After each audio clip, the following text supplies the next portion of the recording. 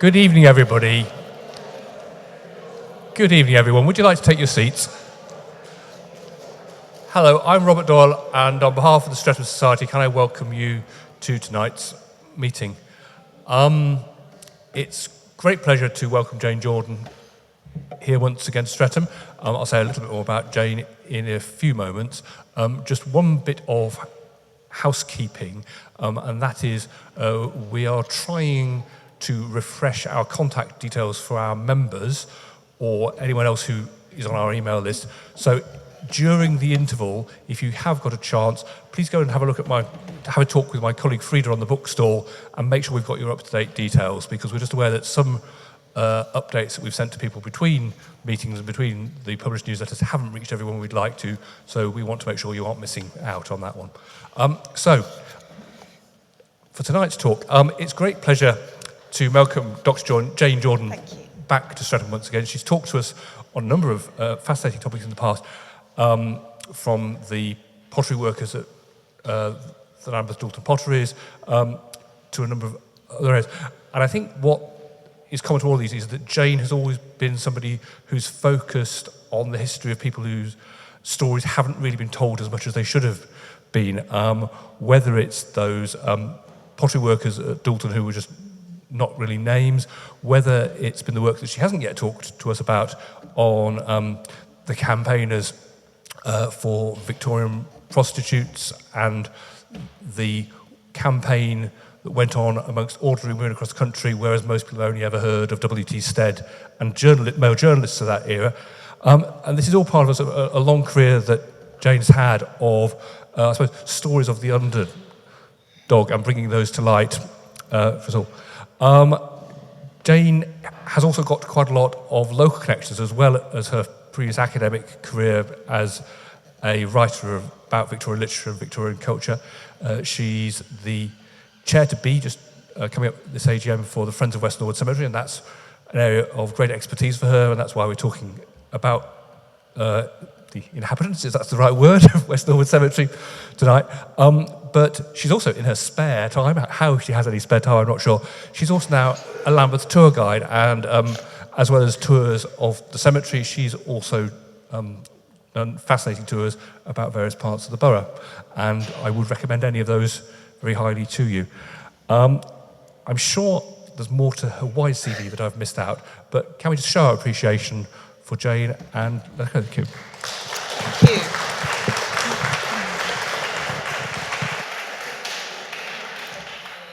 Let's see if this works. Can everybody hear me?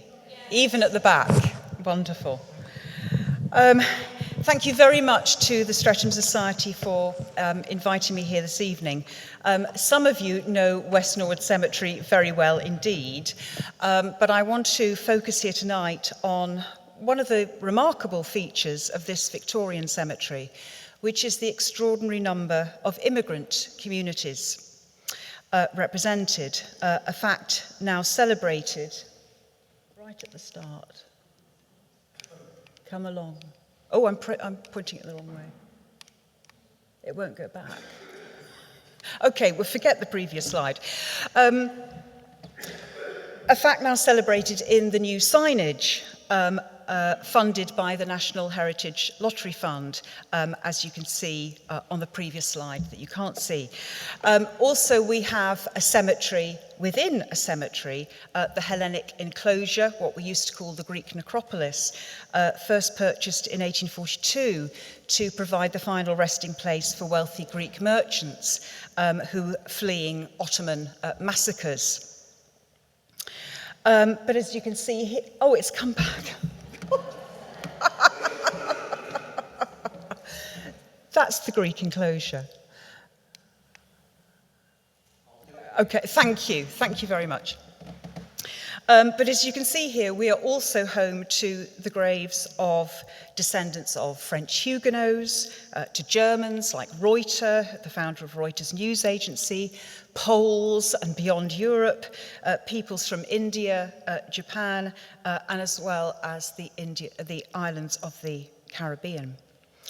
So the question for us tonight is, what can a Victorian cemetery, I mean, we opened in 1837, right at the start of Queen Victoria's reign, what can it tell us about Black British history? It's really only within the last couple of decades that the gap in scholarship from the abolition of slavery in 1833 up to the two world wars in the 20th century has begun to be filled. Starting with, next one, yeah, thank you. Starting with this one on the left here, Black Victorians, Black Victoriana, published in 2003. It's been that recent. And the recovery of 19th century Black British history remains a problem for historians, in that the numbers of Black Britons in the 19th century are impossible to calculate, in part because ethnicity was not uniformly recorded in parish records, or indeed remarked upon often in the British press. Historians like David Olusoga have highlighted examples of deliberate forgetting and erasure on the part of the state. For example, Black servicemen, whether from the Caribbean or whether from Nigeria, for example, not being invited to participate in the Victory Parade in London in July 1919 to mark the end of the First World War. But there are other forms of erasure that can be entirely arbitrary and perhaps more benign. Unlike in the US, which did require those filling out census returns to specify racial identity, and sometimes this might be, are you black or white, or it might ask for degrees of blackness. This wasn't the practice in 19th century Britain, which suggests that post-abolition, we as a society became colourblind. Even before the introduction of the Registration Act of 1836, when births, deaths and marriages were officially recorded, earlier records are silent on the issue of racial identity. In older parish records, 18th, early 19th century records, you may know that only some baptism records record the race of a child. It's not felt noteworthy in marriage certificates or death records. And they're only recorded because of an individual clerk decides that it is worth noting. And even then, we know that the term black is used quite loosely. It might well indicate someone of Indian heritage. Okay. Excellent. David Olusoga pays tribute in his book, Black and British, A Forgotten History, to the dogged research of local historians, people like you and me, picking through the available archives to retrieve this important data. Some of you may have attended the extraordinary exhibition Unforgotten Lives, which I attended with Gail, sitting there. And closer to home, we have John Newman of the Lambeth Archives to thank for his contribution, Windrush Forebears, which includes 18th century baptism records from 3 Lambeth parishes. It's vitally important that archival research like this continues, because it counters the myth that there were no black people in England prior to the arrival of Empire Windrush. Local history societies, organisations like the Windrush Foundation, Nubian Jack, not to mention Lambeth Council itself, have played a huge part in marking and honouring the historical presence of key black men and women within the borough, erecting plaques, statues, naming or renaming public buildings and streets. I think we're all familiar with the Mary Seacole Library in Clapham, but the race relations activist Joe Hunte, whose grave at West Norwood I'll show you in a moment, now has a sheltered housing complex named after him on Knight's Hill, just up the road from the cemetery. Locating the actual site of The burial of Black Britons also plays a key part in enabling remembrance and recovery. We only need to think, could we have the next slide? We only need to think about the significance of the modern gravestones erected in recent years to mark the formerly unmarked graves of two remarkable Black Victorian women. The nurse Mary Seacole, and here the artist's model Fanny Eaton. Acts of recovery that then generated a huge body of new research. If you go to the next slide, you can see Mary Seacole's grave that was erected by Jamaican nurses in this country, and of course led to Penguin finally publishing her memoir that then people like me can teach to new generations of young people. So if we could have the next slide, let's look at Joe Hunte, because more than that, gravestones are hugely important memorials for the stories they tell. Take this one of Joe Hunte, which is very close to the entrance to the cemetery. This is a gravestone that demands that we take notice and learn about his contribution to British society. Fearless fighter for justice, implacable opponent of racism. And note the lovely detail of the symbolic, the black and white hand embracing, which is symbolic of his life's work. But it's a clever reworking of a very popular 19th century funerary motif we see on many gravestones at West Norwood. So, you know, the living remembering the dead or looking forward to being reunited in heaven. Anyway, Joe Hunte was a community activist who sought to improve the living and working conditions for West Indians in London. And before his death, he was awarded the Queen's Silver Jubilee Medal for services to the local community. He was born on St. Vincent and then worked in Trinidad as a teacher. But he came to Britain in 1958 to study politics, economics and philosophy at Swansea University, where he won the annual student debating competition. And he then moved to Brixton with his family. He was later appointed Senior Community Relations Officer in the London Borough of Tower Hamlets, a post he held until his retirement. But it's Hunte's association with Lambeth that I want to talk about tonight, because it was while living here that he published an influential pamphlet recommending ways in which the police could improve relations with immigrant communities. And on the strength of that publication, he was appointed to a Home Office advisory committee dealing with race relations, the Joint Council for the Welfare of Immigrants. And he frequently addressed groups of police trainees or serving officers, advising them on a new approach to policing. And furthermore, as secretary of the West Indian Standing Conference, he was in a position to recommend action that would improve better integration and social cohesion, as well as demand racial equality, contributing, for example, to the 1965 Race Relations Act, which was the first to ban racial discrimination in public places. Hunte's words that I've picked up here by the Daily Mirror in 1976, at the time of the protests against the racially motivated killing of the Sikh engineering student, 18-year-old Gurdip Singh Chaggar in Southall, West London. But I think they give a taste of the kind of work that he was doing. Could we have the next slide? I now want to turn to another 20th century grave,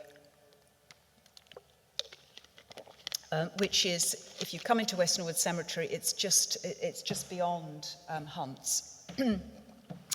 And this is Oswald Manoah Denniston,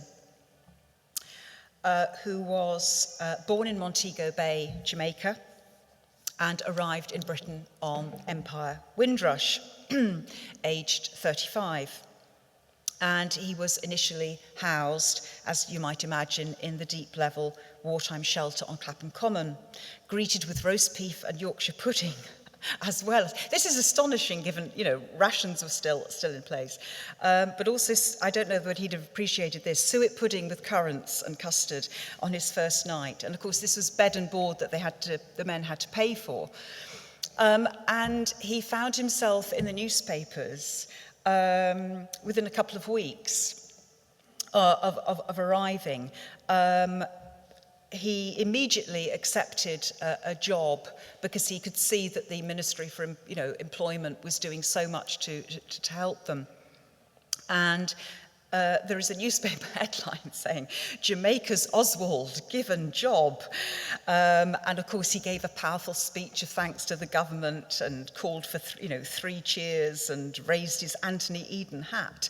And as I was researching him, I realized a week later he's in the papers again, this time for going along with a friend to the Herne Hill Cycling Club.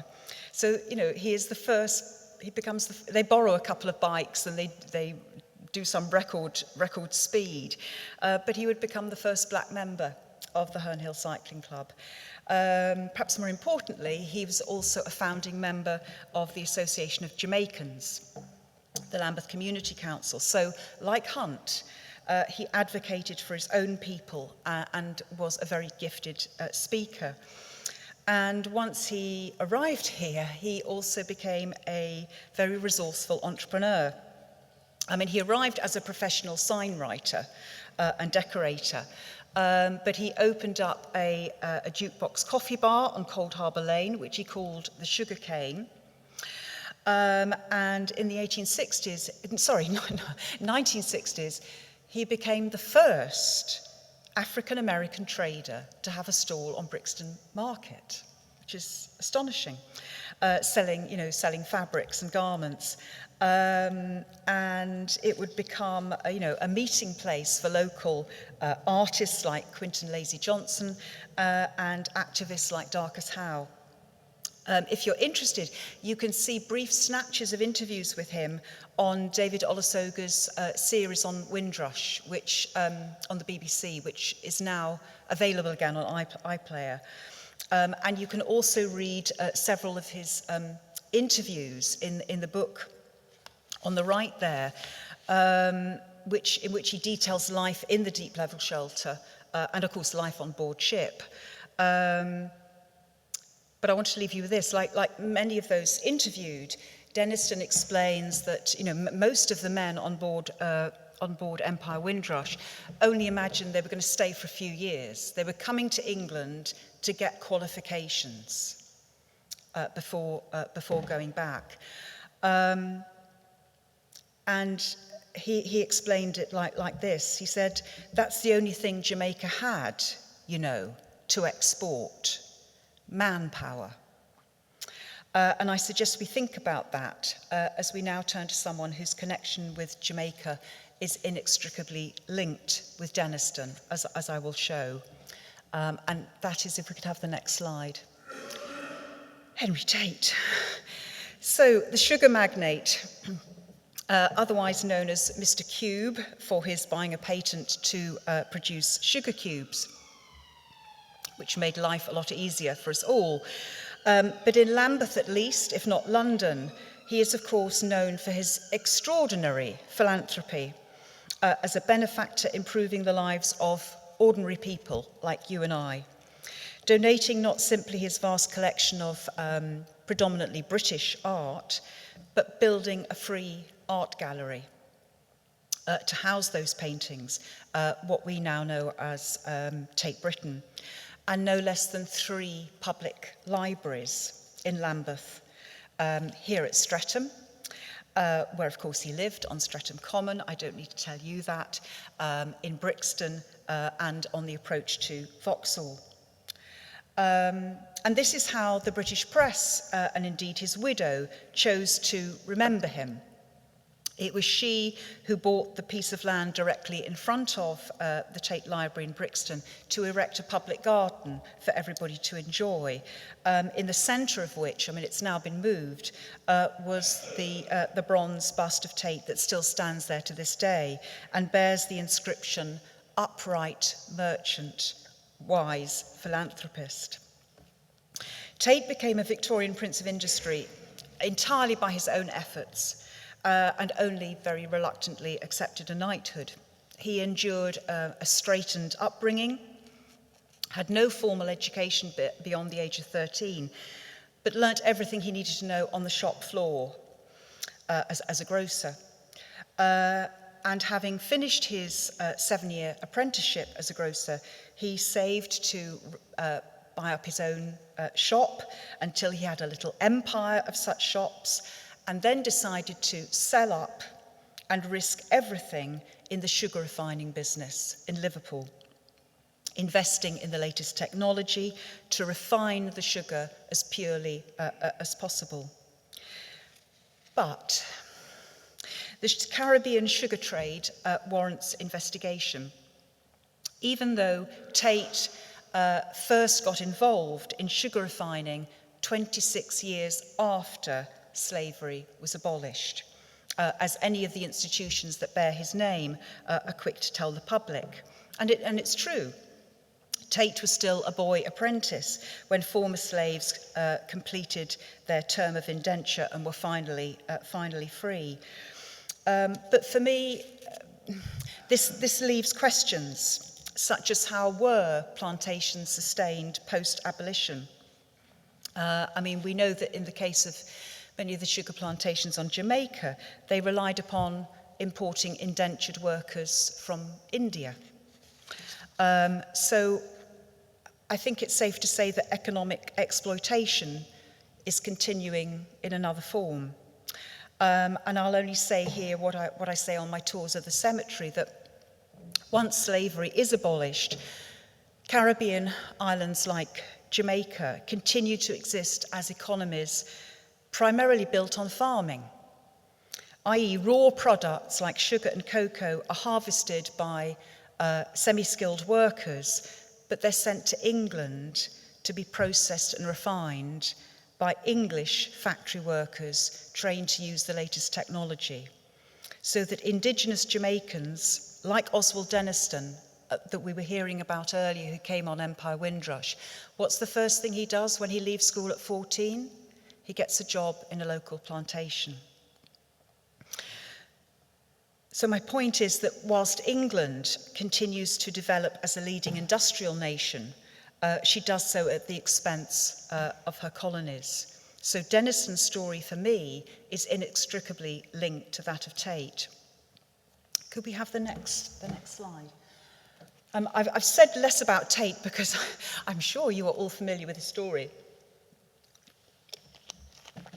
But an industrialist who may be less well known to you, who is also buried in the cemetery, again very near the entrance, is James Epps. In fact, there are two graves like this, identical, but they don't make a very good photograph. So I've just given you one. So this is another Victorian millionaire industrialist, the nature of whose business is alluded to on a memorial tablet on the side there to his son, who was actually buried in Jamaica. We're not dealing with sugar this time, but cocoa, although it would have been sweetened with sugar. This grave and the neighbouring one contain members of the Epps the Epps family who founded Epps's Cocoa. Examples of this biblical palm design. These are definitely not cocoa or cacao trees, can be seen throughout the cemetery and were evidently chosen from a stonemason's catalogue. James Epps was by trade a homeopathic chemist. His two elder half-brothers were very influential homeopathic doctors. One of them would treat Charlotte Bronte. And James promoted cocoa as a health drink, an alternative to tea and coffee, but particularly good for people with heart problems. And of course, we're now fully aware of its health benefits in terms of improved brain and heart function, lowering blood pressure and so on. And I'm interested in James Epps because he founds this firm in 1839.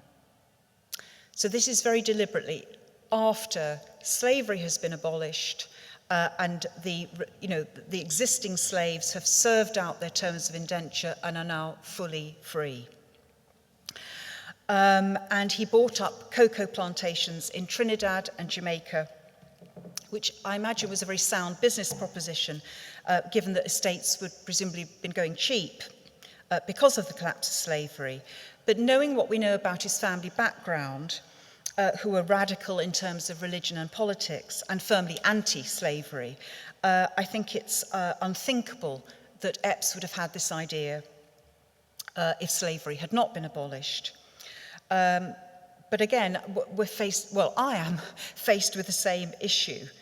Raw cocoa beans harvested out in the Caribbean by indigenous labourers, brought back, in this case, to London, to be processed, refined, packaged, and then resent around the world.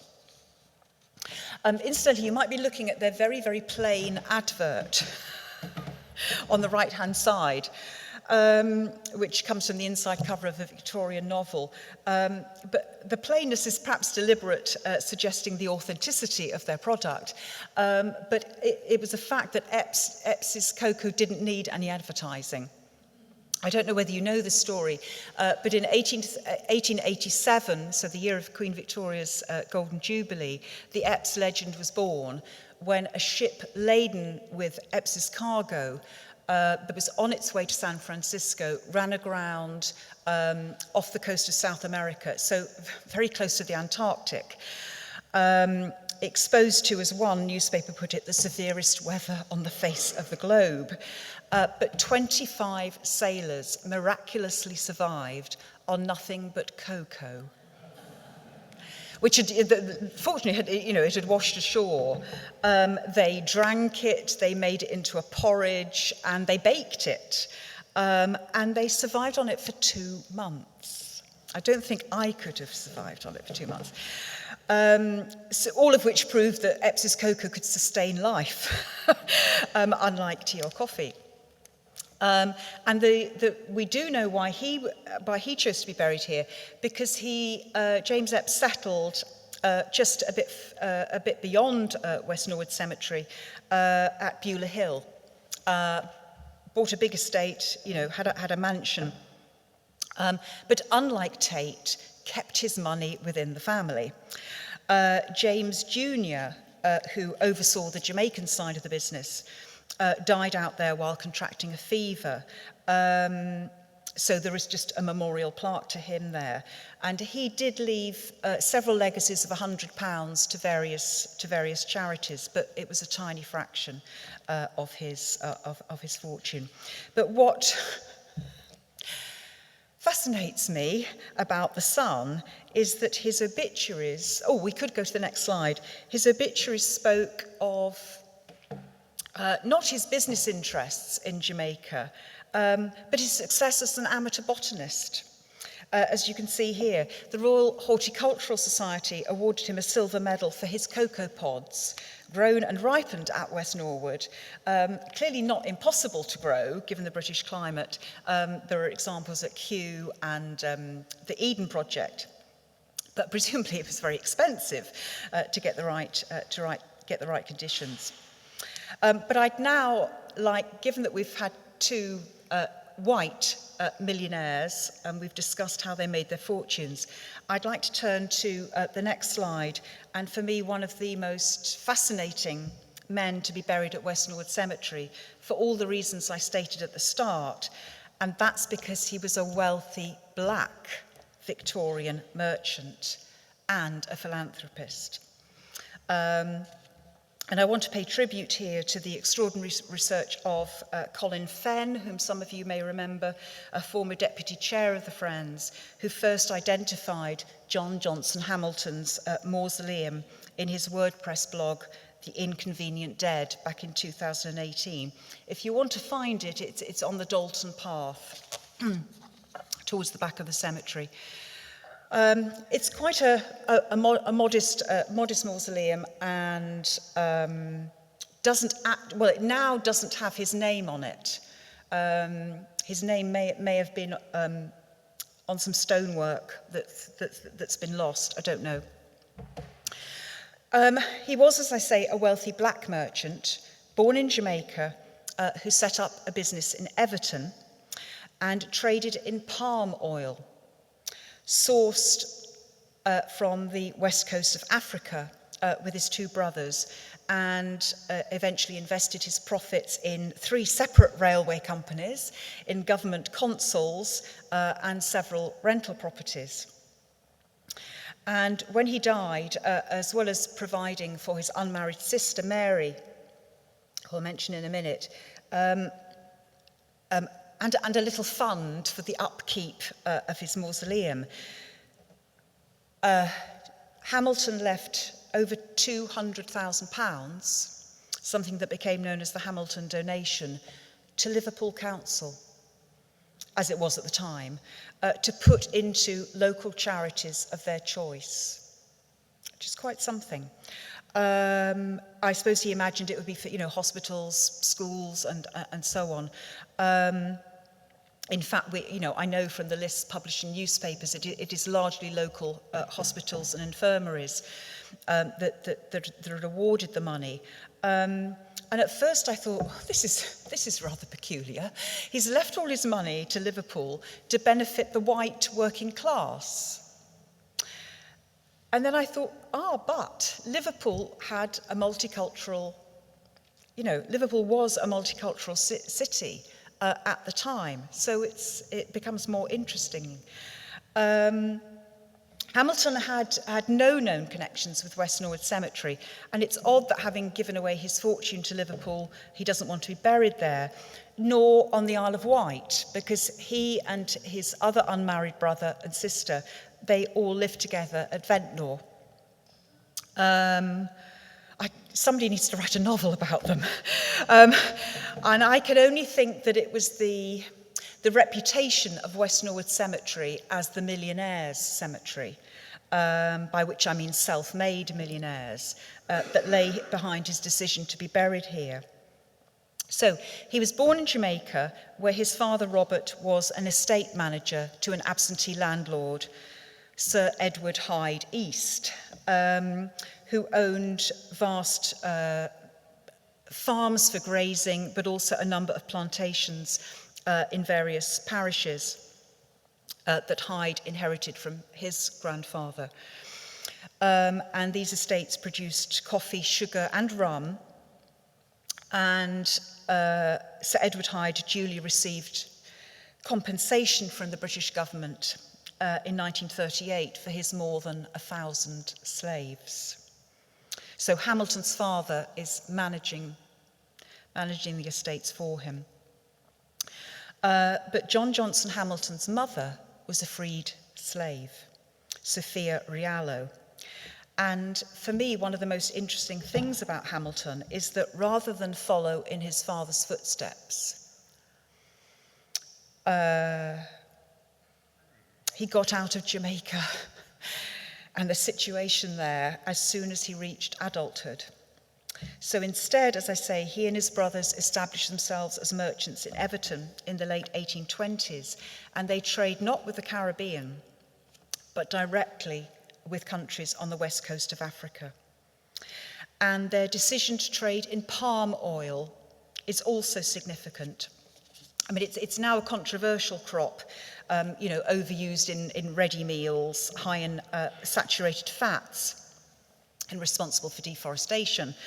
But then it was significant in food preparation and soap production. But the detail I like the best as a Victorianist is, of course, palm oil was used to grease the machinery in newly industrialised Britain. So his was one of several firms in Liverpool at the time.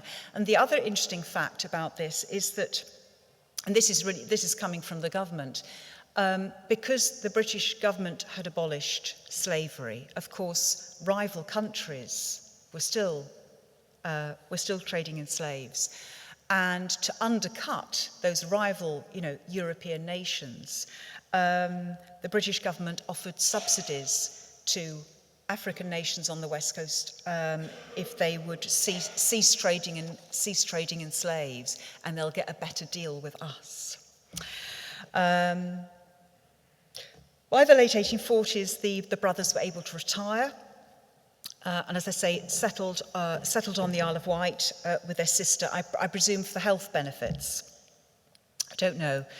And they lived pretty frugally, just with a couple of house servants. But there's a great deal we don't yet know about John Johnson Hamilton. And unfortunately for us, there are no surviving portraits of them. But Mary, his sister, who stated in her will, she died a couple of decades later, she wished her coffin to lie on the lower shelf beneath her dear brothers in the mausoleum. She ensured that the names of her dead brothers, John, Robert, and William, were memorialised. If we go to the next slide. Sorry, I've done all that. Next slide again.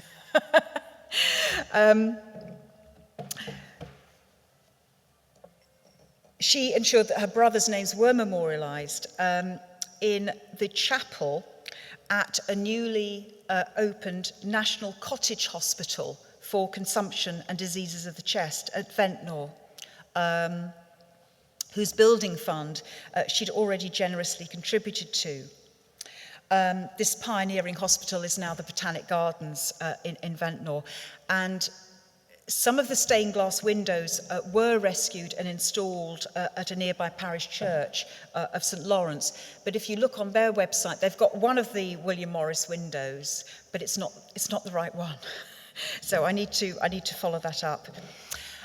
But now from a Black Victorian female philanthropist to another, originally from Trinidad, who settled here several generations later. So if we could have the next slide. This is Alma Jean Henry, who is buried at the further end of the cemetery, just beyond the Hellenic enclosure, if you're on your way to the crematorium. So like Joe Hunt, whom we heard of earlier, Alma Jean Henry, who died of cancer at Kirkstall Road on Streatham Hill, first came to Britain in the 1950s to study. And she rose to become head of science at the Garrett Green Comprehensive School. But it's Henry's achievements beyond her teaching that link her story to so many we've heard today.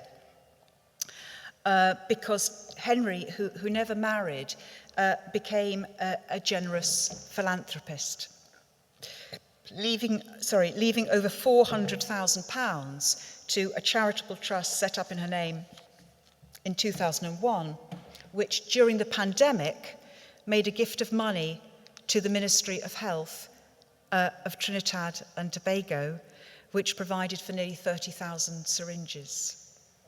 So she is sending money, her trust is sending money back to Trinidad.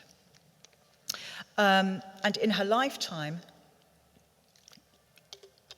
Henry founded the International Fellowship for Care, Arts, Rehousing and Education, which made grants to a number of charitable organisations.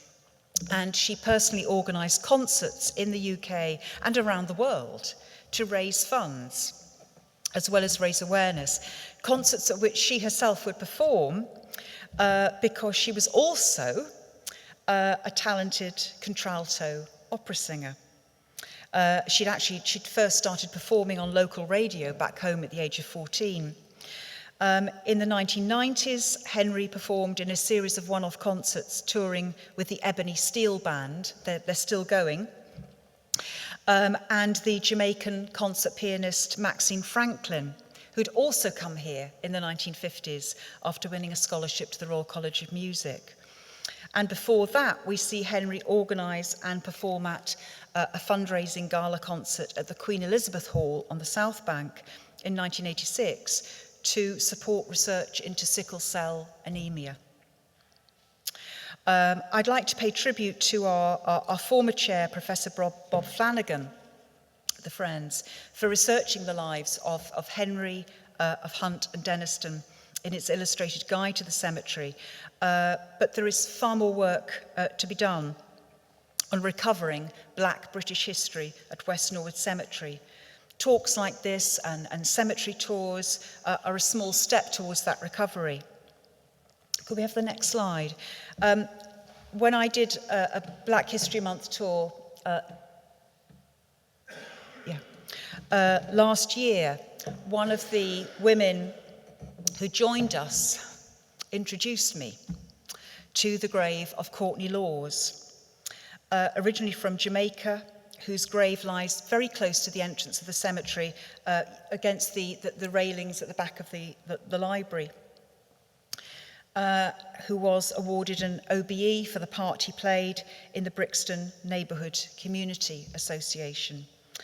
You can now hear his story on his daughter Claudette Parry Laws's podcast of last year, My Dad, Mr. Brixton. But as I've suggested, in recovering Black British history, we have to be prepared to confront challenging historical truths about white British history. And this is the final grave I want to mention. If we could move on.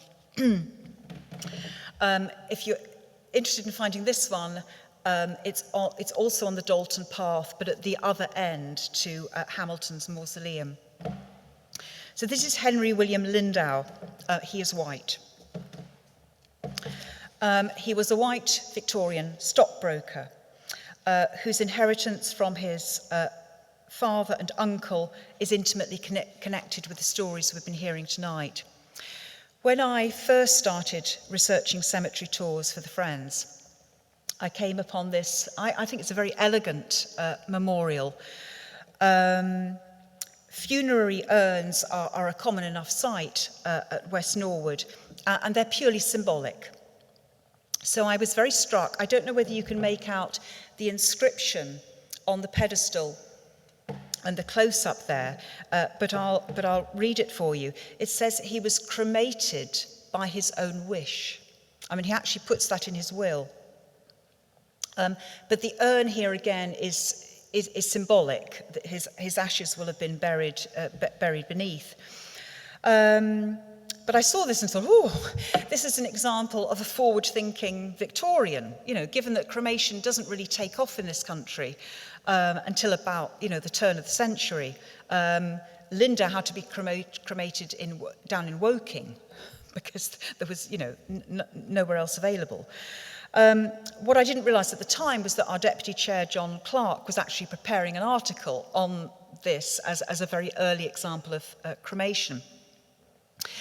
But my own research took me in a different direction once I started unravelling Lindau's family history and the source of his inherited wealth, which can be traced back to the government compensation paid to West Indian plantation owners for the loss of their slaves.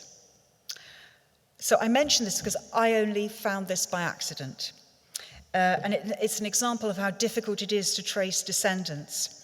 It was only, I don't know if you remember, a year or so ago that the then Archbishop of Canterbury learnt that his biological father, whom he'd actually never met, was one such descendant. And I was only able to work backwards through the family line because of the published research of local historians,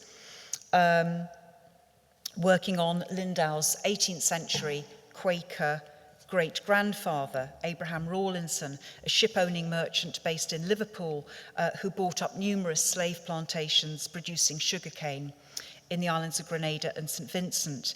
The fact that the family were Quakers is in itself very interesting, given that they're key to the anti-slavery movement. They're also pacifists, but actually several members of the Rawlinson family got expelled from the Quakers for arming their ships, but that's a story for another day. The most important aspect of the story for us is that descendants, including Lindau's father, were duly compensated in 1837, a proportion of which Henry William Lindau inherited as a child on his father's early death. He was one of 3 siblings. His sister married an aristocrat. His younger brother settled for the life of a horsey country gentleman in Chipping Norton. Henry himself turned stockbroker, launching a number of mining companies in Wales that, as far as I can see, don't seem to have come to anything. So he was also a completely unremarkable cricketer as a member of the MCC. I mean, his average seems to be 5 runs. Yet somehow he merits a Wikipedia page which says not a word about the source of his income. Which leads me to the question, how many more examples might there be of the heirs of the compensation paid to white slave owners in a single Victorian cemetery? I suspect we may not discover other examples, or not many, at West Norwood, because, as I've been saying, it's largely self-made industrialists, rather than men who've inherited their fortunes, that are notable at the cemetery. But how would we go about researching this? The University College London database Legacies of British Slavery gives details of those slave owners paid government compensation in great detail, but I'm talking about their heirs, their sons, their nephews, their grandsons, and through marriage, names change from generation to generation. As is the case with Lindau, his father had to change his name from Rawlinson to Lindau in order to inherit his married aunt's slave plantations on St. Vincent. So I've talked a lot tonight about the importance of recovering Black British history and the legacy, but that involves recovering often distasteful white British history and the legacy of British colonialism. But we can start, given we've been hearing so much about extraordinary fortunes, but also extraordinary philanthropy, we can start by following the money. Thank you.